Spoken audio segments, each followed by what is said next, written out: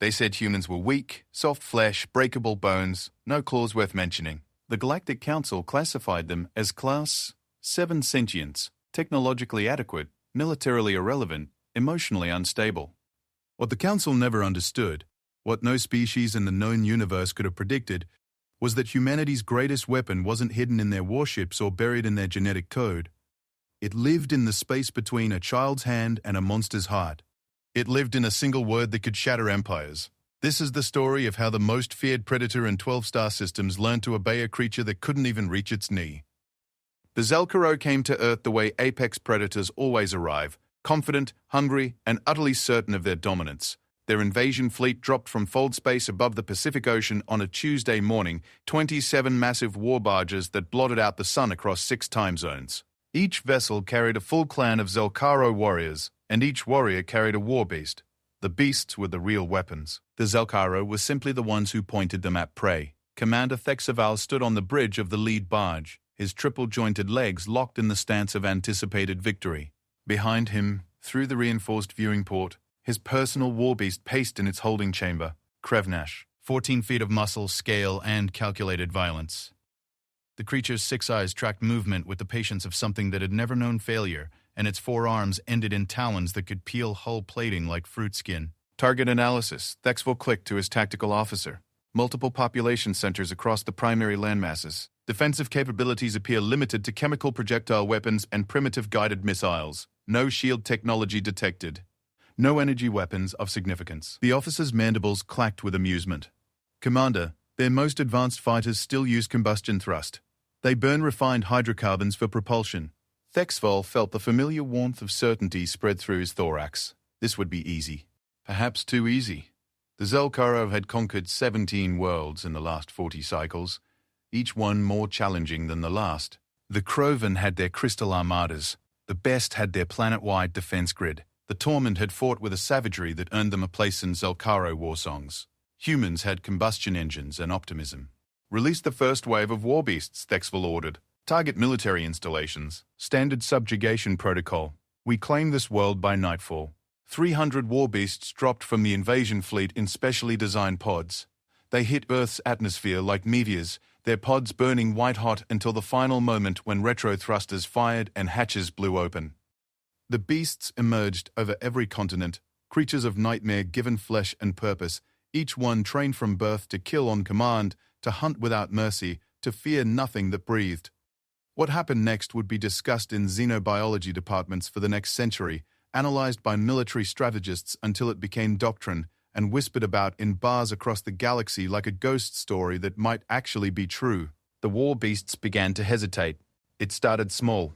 A beast designated Zor, 1-7, landed outside a military base in Colorado and paused at the perimeter fence instead of crashing through it. Its handlers screamed commands through the neural link, but Zor, 1-7, tilted its massive head and sniffed the air like something was fundamentally wrong with the entire scenario. Across the planet, similar reports flooded back to the Zelkaro fleet. Warbeasts moving slower than optimal. Warbeasts breaking formation. Warbeasts stopping mid-charge to investigate smells that shouldn't have mattered, sounds that shouldn't have registered as significant. Recalibrate the neural links, Thexval snapped. Something in this planet's atmosphere must be interfering with the connection. But atmospheric analysis showed nothing unusual. Earth's air was standard oxygen-nitrogen, well within tolerance ranges. The magnetic field was unremarkable. Background radiation was negligible. The warbeasts were simply refusing to commit to the slaughter they'd been bred for. Krevnar shifted in his holding chamber, and Thexval felt the Neuralink pulse with something he'd never experienced from his beast before.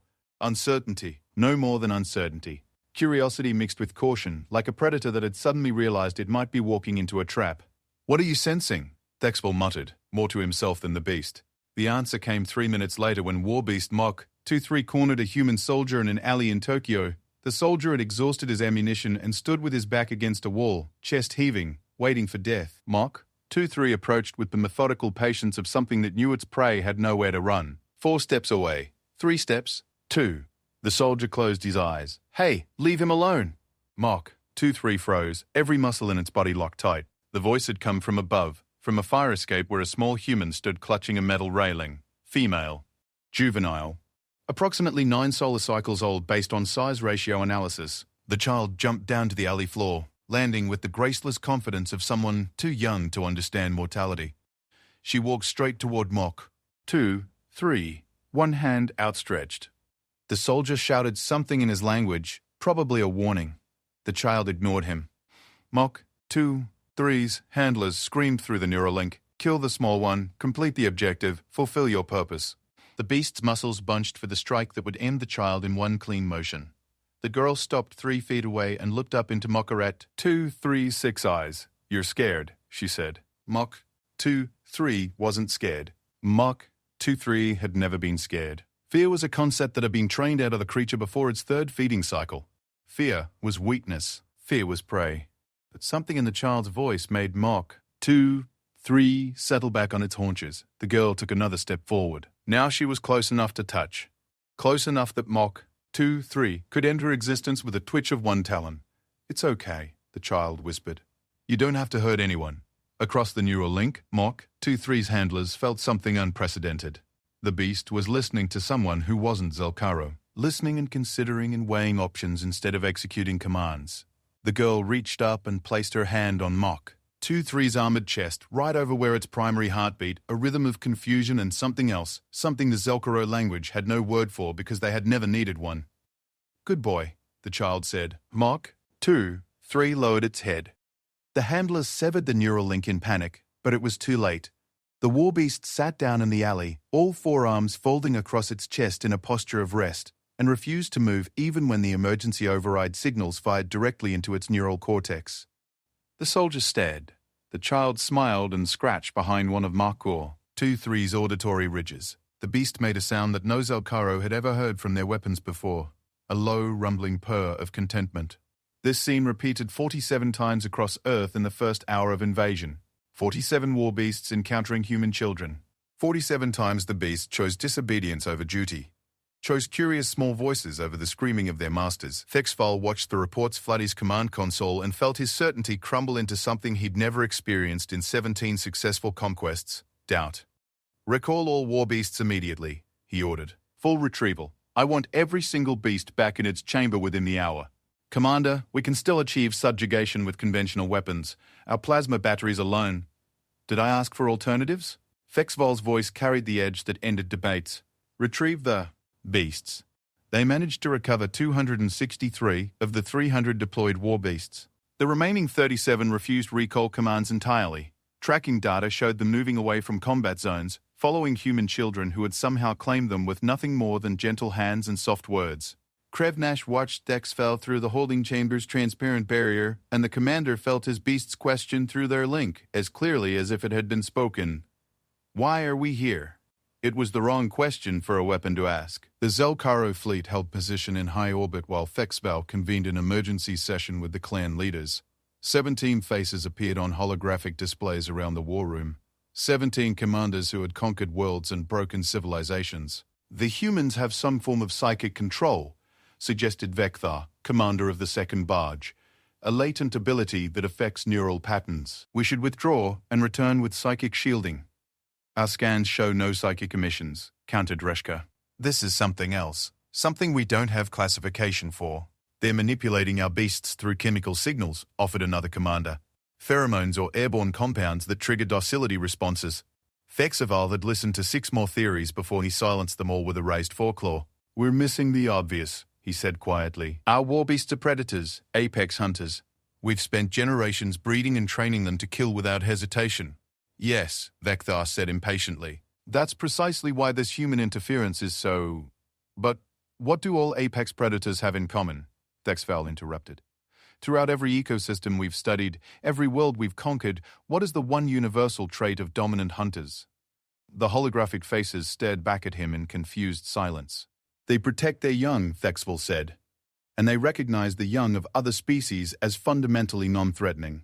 It's a survival mechanism. Juvenile creatures trigger nurturing instincts rather than predatory ones. Across the galaxy, this pattern holds true. Understanding rippled through the war room like a shockwave. The human juveniles, Hreshka breathed. They're triggering protective responses in our beasts. More than that, Thexval said. The humans are doing something we never considered. They're treating our weapons as if they were companions. As if they were... He struggled for the concept. friends. The word hung in the air like a confession of weakness. Vekfar's mandibles clicked with disgust. Then, we removed the juveniles from the equation. Target adult populations exclusively. The war beasts will have no psychological barriers against. No. Thexval's voice cut through the suggestion like a blade. We don't slaughter children to achieve victory. The Zelkaro have never needed to stoop to such tactics, and I won't set that precedent now.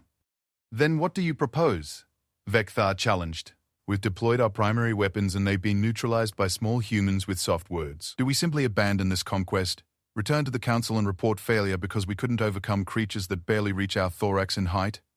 Thexval looked at Krevnash, pacing in the holding chamber with that new uncertainty in every movement. His beast, his weapon, his responsibility. I'm going down there, Thexval said, personally, with Krevnash. I want to see this phenomenon firsthand.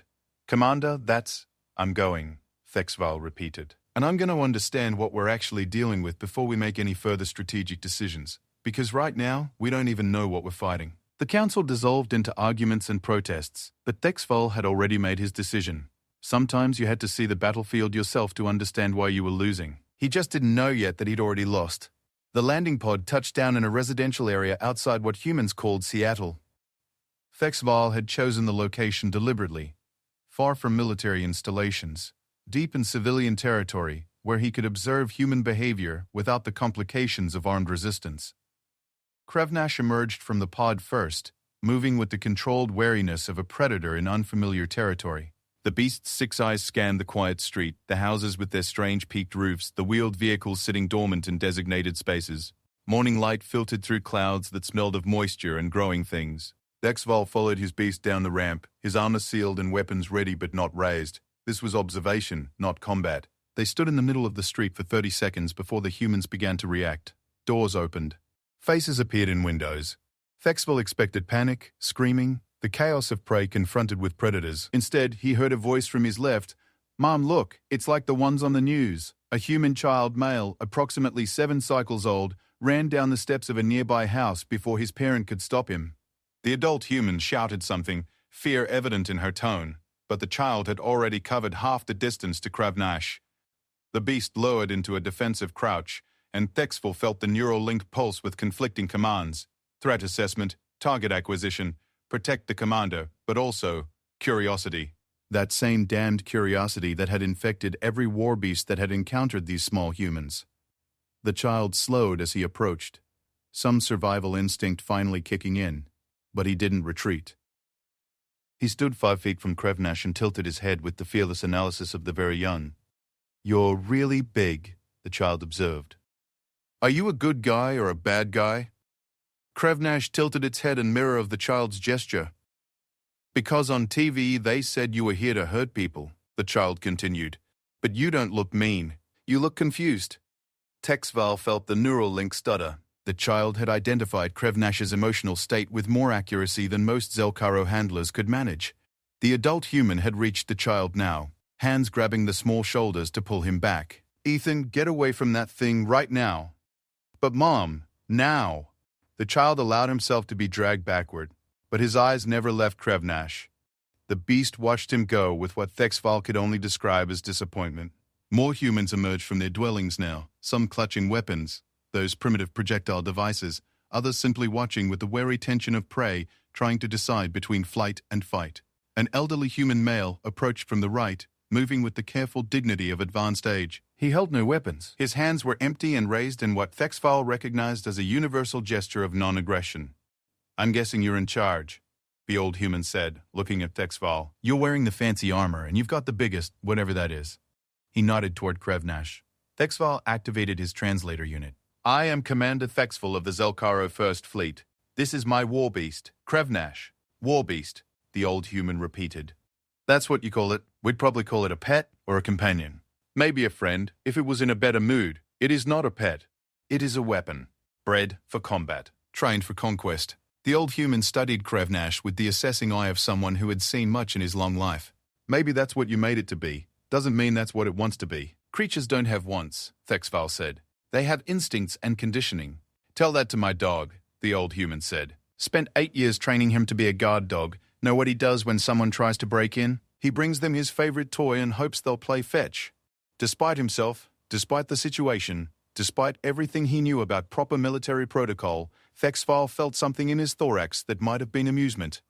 More humans gathered now, a crowd forming at a safe distance. Thexval nodded the composition. Approximately 30% children, the rest adults of varying ages. Some of the children pressed forward despite parental restraints, drawn to Krevnash with the magnetic pull of the young toward anything large and mysterious. One small human, female, no more than 4 cycles old, broke free from her guardian and ran straight toward the warbeast with the fearless momentum of someone too young to have learnt about consequences. 3 things happened simultaneously. The child's mother screamed. Thexval reached for his weapon. Krevnash lowered itself flat to the ground and extended one massive arm toward the child in a gesture of offering. The little girl stopped, looked at the offered arm, and climbed onto it like it was playground equipment. Krevnash lifted her gently, carefully, with a precision that would have impressed Thexval if he wasn't too busy experiencing something close to existential horror. His warbeast, his perfectly trained killing machine, was now holding a human child like she was made of spun glass and starlight. The girl giggled and patted Krevnash's armored head. "Puppy," she declared with the absolute certainty of the very young. "That is not a puppy," Thexval said weakly. "That is 14,000 pounds of bioengineered predator." "Puppy," the girl repeated, more firmly this time, as if saying it with enough conviction would make it true. Krevnash made that sound again, that purring rumble that Thexval had heard in the reports but never thought to hear from his own beast. The neural link flooded with emotion that shouldn't exist in a weapon. Protectiveness, contentment, affection. The child's mother had reached them now, torn between terror and relief. "Mia, sweetie, we need to... Puppy nice," Mia announced. "Puppy, my friend." Thexval watched his conquest crumble around him, watched it die not with explosions and glory, but with a child's laughter and a beast's gentle touch. The crowd of humans pressed closer now, fear giving way to curiosity, and Thexval realized that he had crossed some invisible line into territory he had no maps for. The old human who had spoken before stepped closer to Thexval. "You came here to conquer us," he said. It wasn't a question. "That was the plan," Thexval admitted. "And now?" Thexval looked at Krevnash, at the small human child sitting contentedly in his beast's arms, at the crowd of humans who were looking at his weapon of war like it was something to be befriended rather than feared. "Now," Thexval said slowly, "I have absolutely no idea what happens now. The galaxy keeps records. Every civilization does. Births, deaths, treaties, wars. But there's one type of record that appears in every database across known space, written in 1,000 different languages, all saying the same thing. Do not engage humanity in direct conflict. Not because humans are invincible. Not because their weapons are unstoppable, but because of what happens after. Because 37 species have challenged humanity in the last 2 centuries, and 37 species have simply ceased to exist. No dramatic battles. No conquered worlds. Just silence where civilizations used to be. The Galactic Council calls it coincidence. Historians call it pattern. But the species who share borders with human space, they call it a warning. This is the story of the 38th challenge, and why it became the last. Ambassador Kellex of the Vone Collective had exactly 12 minutes to live, but he didn't know it yet. He stood in the center of the Galactic Council chamber, his forearms spread wide in a gesture of righteous indignation, his voice carrying across the amphitheater with the practiced authority of someone who had never faced real consequences. "For 3 generations we have tolerated humanity's expansion," Kellex declared, his primary throat sac inflating to amplify his words. "They spread across systems like a plague, claiming worlds that by ancient right belong to elder species. They ignore our borders, violate our trade agreements, and worst of all," he paused for effect, "they refuse to acknowledge our cultural superiority." Murmurs rippled through the assembled delegates. 200 species occupied the tiered seating of the council chamber, representing civilizations that span from the galactic core to the outer rim. Most had learned to coexist with humanity. Some even called humans allies. But the Vone Collective was young, aggressive, and had never learned the value of reading history. The human delegation sat in their assigned section, a small group of 5 individuals who looked remarkably unimpressed by Kellex's speech. Their leader, Ambassador Sarah Chen, examined her fingernails with the detached interest of someone waiting for a boring lecture to end. "The Vone Collective hereby issues formal challenge to the human species," Kellex continued. "We claim the Tertian Belt, all 17 systems, as rightful Vone territory. We demand immediate human withdrawal within 30 solar rotations. Failure to comply will be considered an act of war." The chamber fell silent. Chen looked up from her fingernails. "No." Kellex's throat sac deflated slightly. "I beg your pardon. I said no. Chen stood, her movements casual, unhurried. The Tertian Belt has been human territory for 40 years. We have settlements, infrastructure, trade routes. You're demanding we abandon 14 million citizens because you decided you want those systems. So, no, we decline. This is not a negotiation. Carrick's voice cracked with fury. This is a formal challenge. Ancient protocol demands. Ancient protocol can demand whatever it wants. Chen interrupted. We're still saying no. Is there anything else on today's agenda, or can we all go to lunch? The presiding officer, a Matherian known for diplomatic neutrality, raised one crystalline appendage. Ambassador Chen, the Vone Collective has issued challenge under the Fourth Accord. According to council law, we have the right to refuse challenges we consider frivolous, Chen said. This is frivolous. The Vone want our systems because they're resource-rich and strategically positioned. That's not ancient right, that's opportunistic greed. Carrick took 3 steps toward the human delegation, his secondary arms reaching for the ceremonial weapons that hung at his sides. You dare insult the Vone Collective? You dare refuse our lawful challenge? I just did, Chen said. Twice, actually. Would you like me to say it slower? What happened next would be analyzed by xenopsychologists for decades. Kellix drew his weapons, 2 curved blades that gleamed under the chamber's lights. Drawing weapons in the council chamber was forbidden, a violation so severe that it carried automatic expulsion from the council and economic sanctions. But Kellix was beyond caring about protocols now. His species had a saying, honor demands blood when words fail. He lunged toward Chen with the speed of a trained Von warrior, blades aimed for her thorax, fully intending to kill the human ambassador in front of 200 species and prove that humanity could bleed like anyone else. He made it exactly 4 steps before he collapsed. The blades clattered on the marble floor. Kellix gasped, his forearms clutching at his chest as his respiratory system seized. His eyes, all 6 of them, went wide with shock and terror. Chen hadn't moved. Neither had any other human in the delegation. Carrick tried to speak, tried to demand what poison they'd used, what weapon, what treachery. But his throat sac had closed completely. He fell forward, body convulsing, and died on the council chamber floor 37 seconds after drawing his weapons. The chamber erupted in chaos. Security forces rushed forward. Medical teams surrounded Carrick's body. Delegates shouted accusations, demands, questions. Through it all, Chen stood perfectly still, her expression neutral, her hands clearly empty of weapons. The Matherian officers slammed their gavel equivalent 3 times, the sound cutting through the noise like a blade. Order.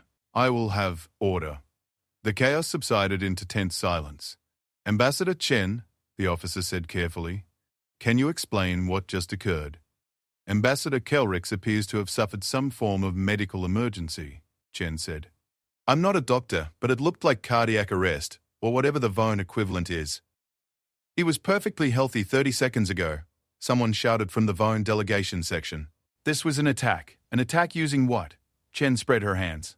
I'm standing 15 feet away from him. No one on my delegation moved.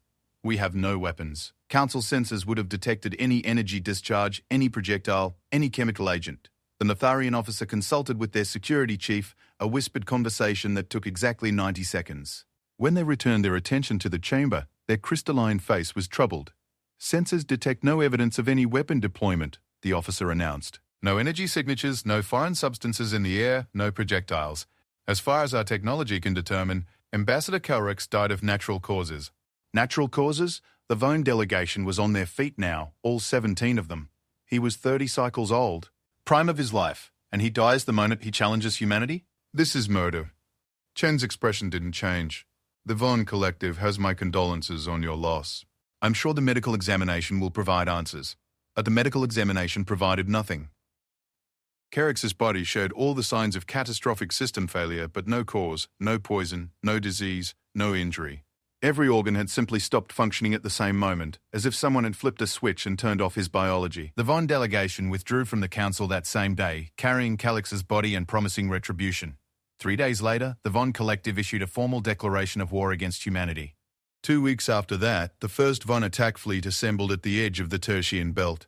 Sarah Chen stood in the observation deck of Diplomatic Station 7 and watched the Vone fleet hold position just outside human-controlled space. 300 warships, each one bristling with weapons that could crack planets, the largest military force the Vone had ever assembled. They're actually doing it, said Marcus Webb, her senior aide. They're going to attack.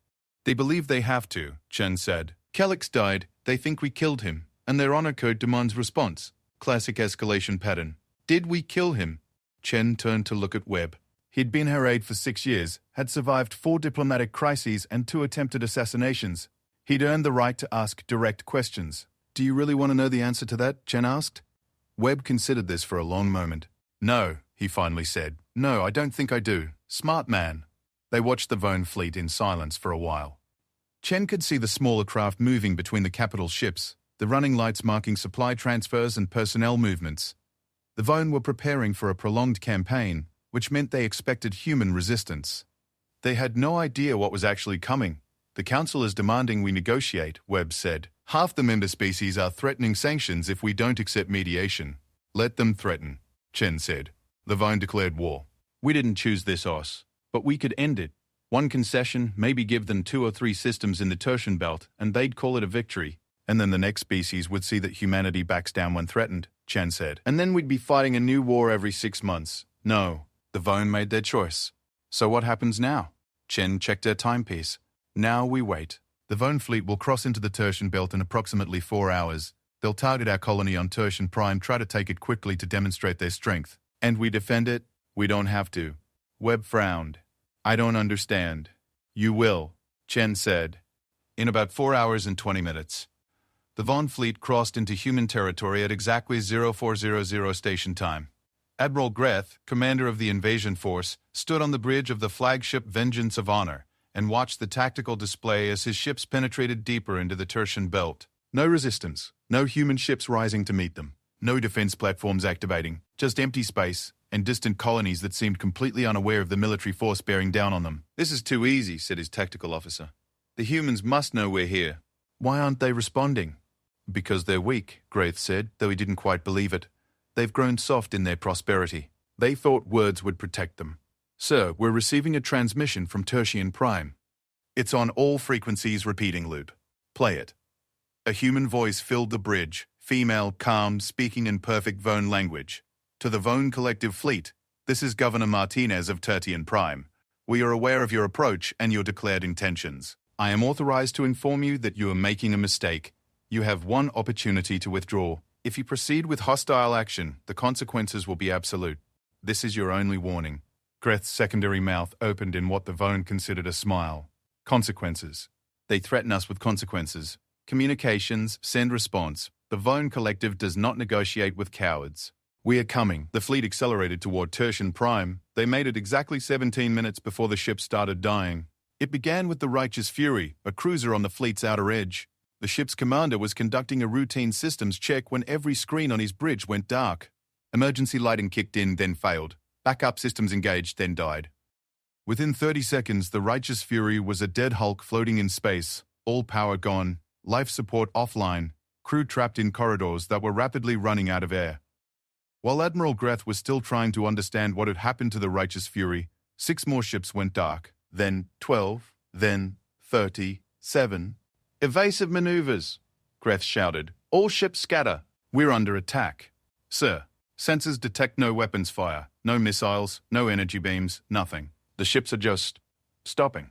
Greth pulled up the tactical display, watching in horror as ship after ship winked out, not destroyed, not damaged, just dead, as if someone was walking through his fleet and turning off the lights one by one. Full retreat, all ships fall back to.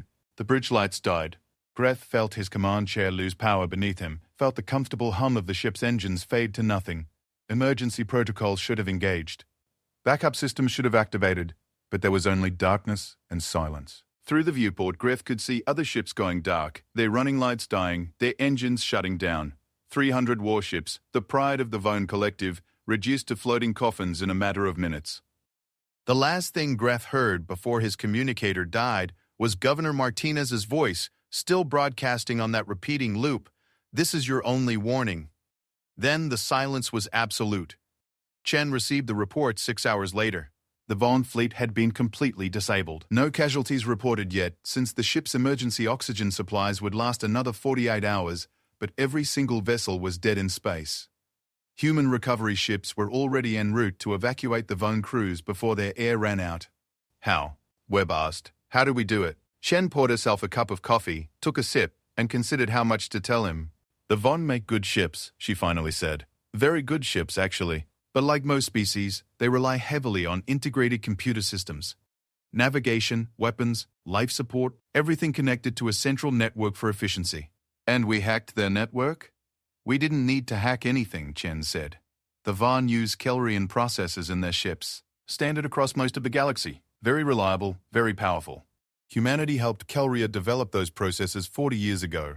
We suggested some design improvements, efficiency upgrades. The Kellrians were grateful for the help. Webb's face went pale. You put back doors in the processors. We prefer to call them emergency safety features, Chen said. The Kellrians never knew, of course. Neither did any of the 73 species who use those processors in their military hardware. But yes, we can shut down any ship, any weapon, any computer system that uses Kellrian technology. Remotely, instantly, completely. That's terrifying. That's survival, Chen corrected. Humanity learned a long time ago that we can't outfight most species. We're not the strongest, not the fastest, not the most numerous. But we're patient, and we're thorough, and we think very, very long term. So the Von fleet is completely disabled, and will remain that way until we decide otherwise. We'll evacuate their crews, provide medical care, and return them to Von space with their ships. No casualties, no destroyed vessels. Just a very clear demonstration of capability. Webb sat down heavily. The other species, the 37 that challenged us and vanished. Did they? Different methods, Chen said. Different approaches for different threats. But yes, they all learned the same lesson. Challenging humanity directly is a mistake you only make once. But they vanished. Those civilizations are gone. Chen's expression went cold.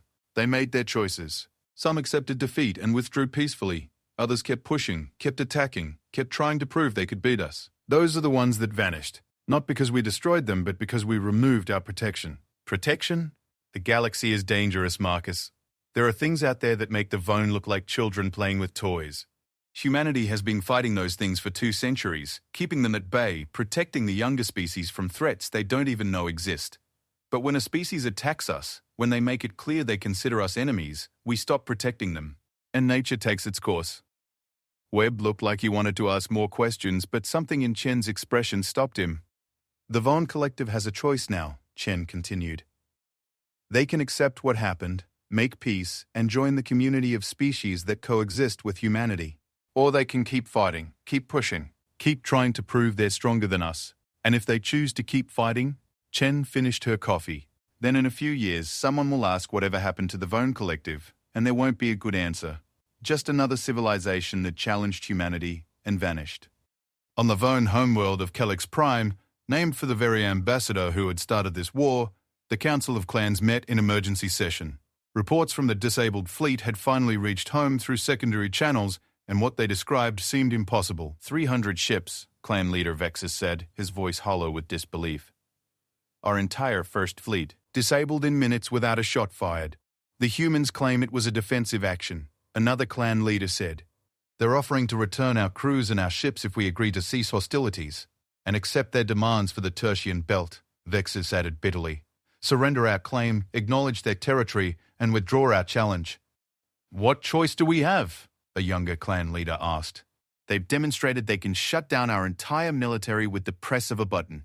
If we continue this war, if we surrender now, we prove to the entire galaxy that the Von Collective backs down when threatened. Vexus slammed his primary hand on the council table.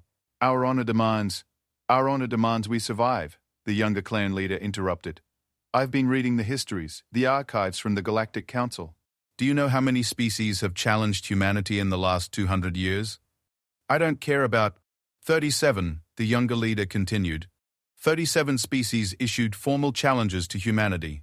Military confrontations, territorial disputes, trade wars. Do you know how many of those species still exist? The council chamber fell silent.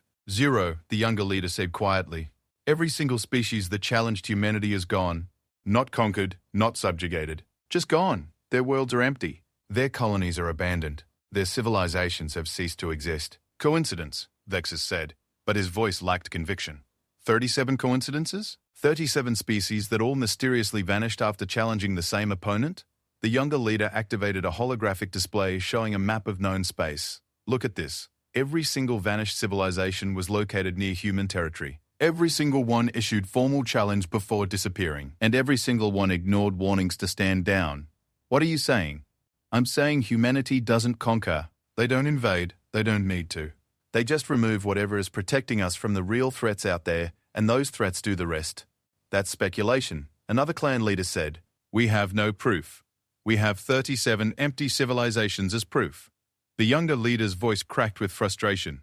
"We have our entire first fleet floating dead in space as proof. How much more evidence do we need?" Vexus stood, his four arms spread wide. "So we surrender. We accept their terms, abandon our claim, and live with the shame of backing down to a species younger than our oldest clans. We live," the younger leader said simply. "That's what matters. We live." The vote was closer than it should have been, but wisdom prevailed over pride. The Vone Collective agreed to humanity's terms. Complete withdrawal from the Tertian Belt, recognition of human territorial claims, and a formal apology to be delivered to the Galactic Council. 3 days later, human ships returned the disabled Vone fleet to their home system. Every crew member was alive and healthy. Every ship was fully functional again, as if the shutdown had never happened. The Vone crews reported being treated with courtesy and respect during their brief captivity. Some even mentioned human engineers helping repair minor damage to Vone vessels that had nothing to do with the conflict. It was this last detail that troubled Vexus most. Humanity had shut down their entire fleet, proven they could destroy the Vone Collective without firing a shot, and then treated their defeated enemies with kindness. It was the behavior of a species that had nothing to prove and nothing to fear. On Diplomatic Station 7, Chen watched the Vone fleet depart human space and allowed herself a small smile. "Think they learned the lesson?" Webb asked. "Some of them did," Chen said. The young clan leader who spoke up during their council session, he understood. Give him a few years and he'll be leading the Vone Collective. When that happens, they'll be good neighbors. And the ones who didn't learn? Time will teach them, or it won't, and they'll become number 38 on the list. Webb pulled up the classified file on his tablet, the one that listed all 37 vanished civilizations. "Can I ask you something?" "You can ask," Chen said. "I might not answer. These species that vanished, what really happened to them? What are we protecting the galaxy from?" Chen was quiet for a long time, staring out at the stars. When she finally spoke, her voice was soft, almost sad. "There are things between the stars, Marcus. Old things, hungry things. Most of the galaxy doesn't know they exist because humanity has been keeping them contained for 2 centuries. We found them out there, in the dark spaces where no one else had thought to look, and we realized they were going to come for everyone eventually. So we stopped them. We're still stopping them," Chen corrected. "Every day, every hour. Humanity has more ships fighting that war than we have in all our territorial fleets combined. Ships no one else knows about, fighting battles no one else sees, dying in silence to protect a galaxy that thinks we're the threat. And the vanished civilizations? We offered them the same deal we offer everyone. Join us, work with us, help us hold the line.